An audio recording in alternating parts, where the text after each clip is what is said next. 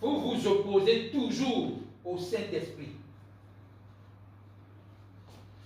Qu'est-ce que le Saint-Esprit fait? Toujours mal le verset là. Il nous convainc du péché. Si tu peux là, tout mal le verset. Il nous convainc du péché, de la justice. Et quoi? Et du jugement. Le Saint-Esprit, quand il sera venu, il convaincra le monde en ce qui concerne le péché, la justice et le jugement. Maintenant, le verset suivant explique maintenant du péché, en ce qui concerne le péché, parce qu'il ne croit pas en moi. Donc, il est en train de dire aux gens, vous êtes rebelles à la grâce et vous vous opposez au Saint-Esprit. Pourquoi? Parce que malgré qu'il vous convainc du péché, vous ne voulez pas croire en Jésus-Christ. Deuxième chose. Oui, deuxième chose. De la justice. Parce que je vais au Père et vous ne me verrez plus. Quand il parle de justice, il ne veut pas que vous ne me verrez plus. Il a dit, après que je vais ressusciter, la justification sera disponible pour tout le monde. Donc, celui qui croit, celui qui est convaincu du péché, est convaincu en même temps qu'il est justifié. Ok? Dernière chose. Du jugement, parce que le prince de ce monde est jugé. Autrement, si le prince de ce monde est jugé, il n'y a plus de jugement pour toi qui as cru en Jésus-Christ. Alléluia. Amen. Si le prince de ce monde est jugé, il n'y a plus de jugement pour toi qui as cru en Jésus-Christ. Donc, c'est à ce niveau que les Sahédrins s'opposent à cet esprit. Donc, quand on dit opposer à au Saint-Esprit, comprenez qu'ils s'opposaient au fait que cette personne est convaincue du péché. Ils ne veulent pas croire en Jésus-Christ. Ils ne veulent pas reconnaître que s'ils croient en Jésus-Christ, ils seront justifiés. Ils ne veulent pas reconnaître que le diable est déjà jugé. Ils doivent toujours continuer à faire un combat avec le diable alors qu'il est déjà jugé. Donc, il dit, homme au courant, ainsi conçu de cœur et d'oreille, vous vous opposez toujours au Saint-Esprit. Ce que vos pères ont été, vous l'êtes aussi. Maintenant, qu'est-ce que leurs pères étaient? Qu'est-ce qu'ils sont? On va voir ça tout à l'heure. Et c'est là qu'ils sont une situation. Lequel des prophètes, vos pères, n'ont-ils pas persécuté? Lequel des prophètes n'ont pas persécuté? Ils ont tué ceux qui annonçaient d'avance la venue du juste. Ils ont tué ceux qui annonçaient d'avance la venue du juste. Et que vous avez livré maintenant. Et dont vous avez été les meurtriers. On parle de qui là? De Jésus-Christ. Ils ont annoncé d'avance la venue de Jésus-Christ, le Messie. Que vous avez livré maintenant. Et dont vous avez été les meurtriers. Oui, continuez.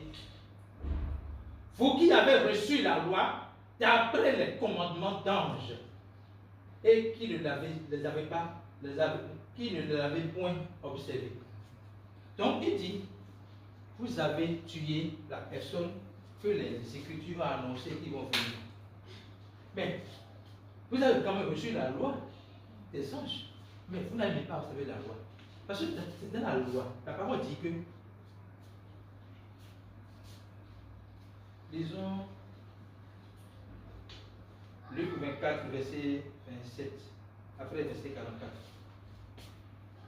En fait, la loi et les prophètes parlent de Jésus-Christ. Donc, si quelqu'un observe la loi, il doit reconnaître Jésus-Christ.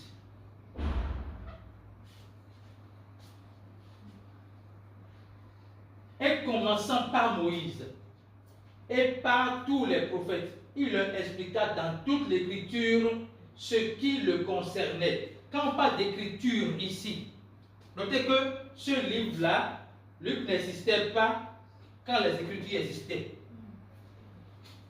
Donc quand on parle des écritures, on parle des livres de l'Ancien Testament. Mais il dit, en commençant par Moïse, donc Genèse, Exode, Nombre, Deutéronome, et chose là, le livre de. C'est quel là, c'est quoi déjà? Et Lévitique. En lisant ces livres-là, et tous les prophètes, les petits comme les grands prophètes, il leur expliqua dans toutes les Écritures ce qui le concernait. Qu'est-ce qui les concerne? Verset 44.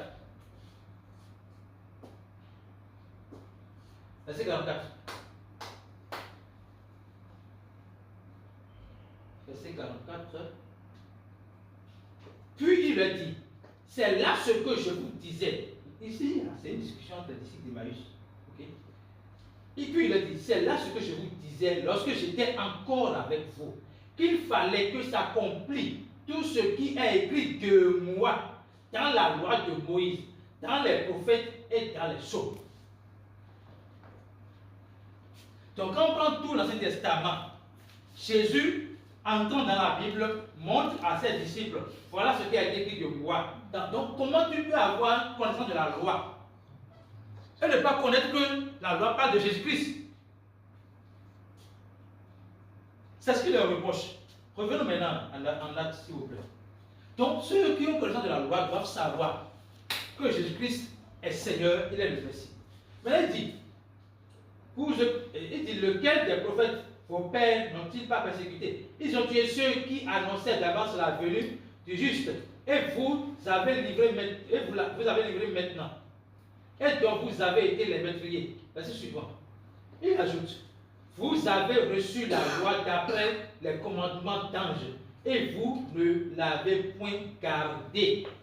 Donc, s'il gardait la loi, il devra comprendre que Jésus-Christ est le Messie, et que ce Jésus-Christ-là, on ne peut pas le tuer et espérer qu'il ne va pas ressusciter.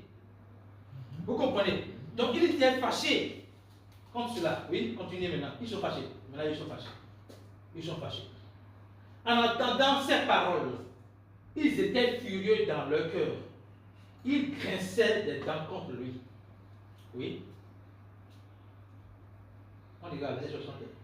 Mais Étienne, rempli du Saint-Esprit, et fixant les regards vers le ciel, vit la gloire de Dieu et Jésus debout à la droite du Père. Oui, c'est une vision, c'est une chose qu'il a vue. Et il dit, c'est une chose qu'il a vue. Et il dit, voici, je vois les cieux ouverts et le Fils de l'homme debout à la droite de Dieu. Ok? Maintenant, ils poussaient, donc on parle maintenant de ceux qui voulaient le juger. Okay? Ils poussèrent alors de grands cris et se bouchant les oreilles, ils ne veulent pas entendre ça.